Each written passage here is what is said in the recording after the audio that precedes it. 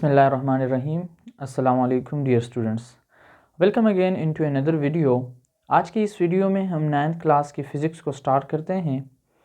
First chapter है physical quantities and measurement, जिसमें हम फ़िज़िक्स की डिफिनीशन, उसके बाद कुछ ब्रांचेस को डिटेल में स्टडी करते हैं।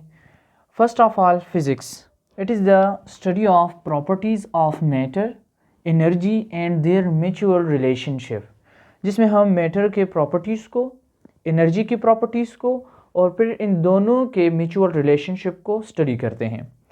अगर हम आगे ब्रांचेस की तरफ जाएं तो फर्स्ट ब्रांच है उसका मैकेनिक्स। फ़िज़िक्स का फर्स्ट ब्रांच क्या आता है? मैकेनिक्स, जिसमें हम स्टडी करते हैं मोशन ऑब्जेक्ट्स को, और वो मोशन ऑब्जेक्ट्स में हो रही है, वो मूविंग ऑब्जेक्ट्स किस फोर्स की वजह से हो रही है, या उनमें कौन कौन सी चेंजेस आ रही हैं, या उनकी काजेस क्या हैं या इफ़ेक्ट्स क्या हैं।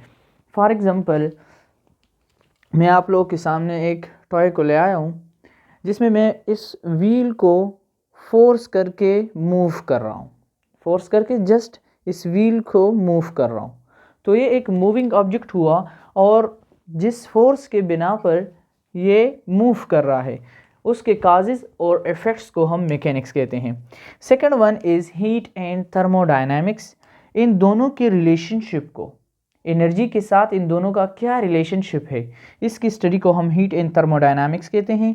फॉर एग्जांपल, अगर वाटर को हम टेम्परेचर ज़्यादा दे देते हैं तो वो मेल्टिंग पॉइंट तक पहुंच जाती है। अगर उसका टेम्परेचर 0 से कम कर दें या 0 कर दें तो वो फ्रीज़ हो जाती है।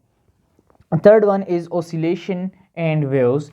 ओसिलेशन एंड वेव्स में टू एंड फॉर मोशन के एक स्प्रिंग को आप ले लें और एक ही पॉइंट पर रख लें और वो टू एंड फॉर मोशन करे।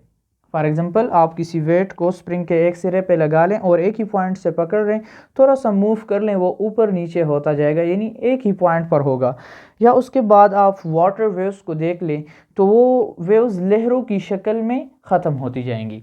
The fourth one is optics, light, जिसमें हम reflection, refraction, diffraction and dispersion की बातें करते हैं, ऑप्टिक्स कहलाता है। फॉर एग्जांपल, ये आपके साथ ग्लास हो गया और उस पर लाइट पड़ रही है, अगर वो लाइट इसके साथ टकरा कर वापस जाती है, this one is called reflection.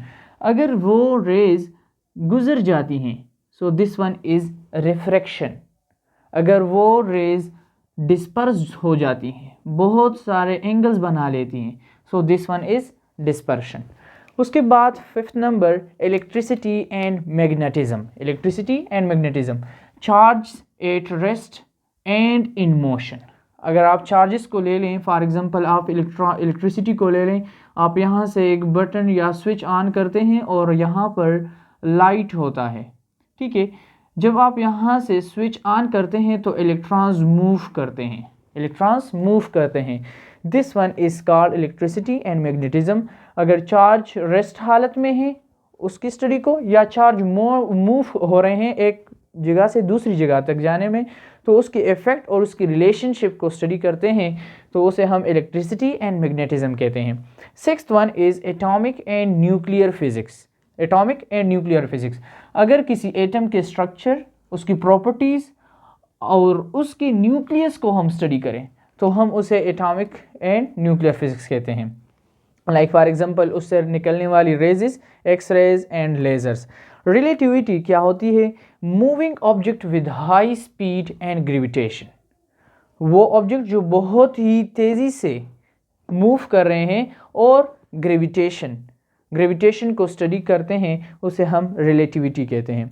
8 number is quantum theory, जो कि मॉडर्न थ्योरी है जो एक्सप्लेन करता है नेचर और बिहेवियर ऑफ मैटर को।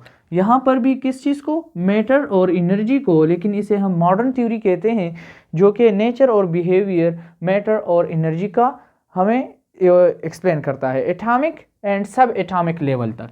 यहाँ पर इससे पहले मैटर और एनर्जी को जस्ट डिस्क्राइब किया गया था, लेकिन एटॉमिक और सब एटॉमिक लेवल तक नहीं ले गए थे। मॉडर्न थ्योरी क्या कहती है कि इस एक्सप्लेनेशन को बिल्कुल डीपली ले जाते हैं एटॉमिक और सब एटॉमिक लेवल तक। and it is the indivisible units of energy and that are called quanta. आगे लास्ट वन पार्टिकल फिज़िक्स, जिसमें हम नेचर ऑफ पार्टिकल्स यानी मैटर और उसके रेडिएशंस को स्टडी करते हैं। सो ये आज का सिंपल सा टॉपिक हुआ। अगर आप लोगों को वीडियो अच्छी लगी हो तो काइंडली अपने दोस्तों के साथ, अपने फ्रेंड्स के साथ शेयर ज़रूर करें, और अगर कोई मसला हो या कोई क्वेश्चन हो तो आप कमेंट सेक्शन में ज़रूर क्वेश्चन कर लें। अल्लाह हाफ़िज़, अपना बहुत बहुत ख्याल रखें।